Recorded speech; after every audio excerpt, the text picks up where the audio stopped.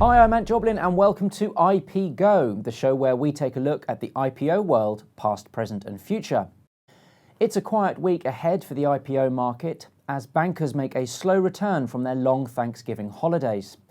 Only 2 listings are scheduled, a Chinese edu-tech firm and a special stipulations blank check firm. We'll take a look at them and then review how some of the recent listings we've covered have performed. Let's start off with 17 Education and Technology Group, a Beijing-based internet software company that is looking to raise $288 million on the Nasdaq for working capital. The firm plans to offer 7.5 million shares for between $10 to $12 per share. 17 provides online K-12 tutoring services in China, and its smart in-school classroom solution delivers data-driven teaching, learning and assessment products to teachers, students and parents across 70,000 plus K-12 schools. The company covered approximately 56% of the primary schools, 60% of the middle schools and 7% of the high schools using smart in-school classroom solutions in China in the first half of 2020. Next up, we have Seaport Global Acquisition Corporation, a blank check company, or SPAC, backed by Seaport Global Asset Management that is looking to raise $125 million by issuing 12.5 million shares at $10 per share. The company prospectus states quite plainly that it intends to focus on companies emerging from a reorganization or distressed situation. Moving on, let's take a look at how some of the recently listed companies have fared.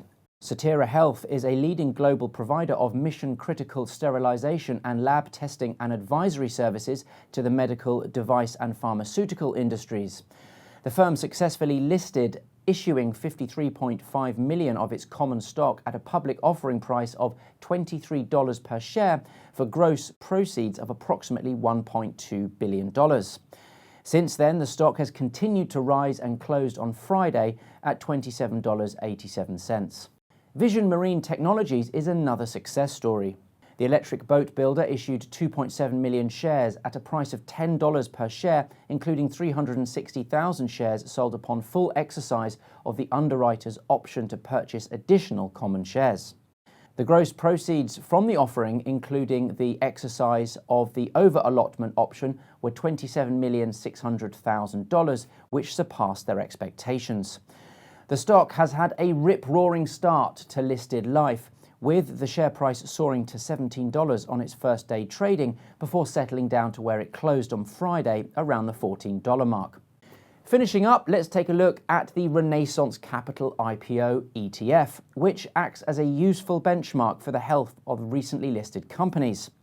The fund continues to surge and post all-time highs. In fact, the fund closed at highs on high volume, which technicians will note is a bullish signal. The fund is now up 97% year to date and 189% from March's COVID lows.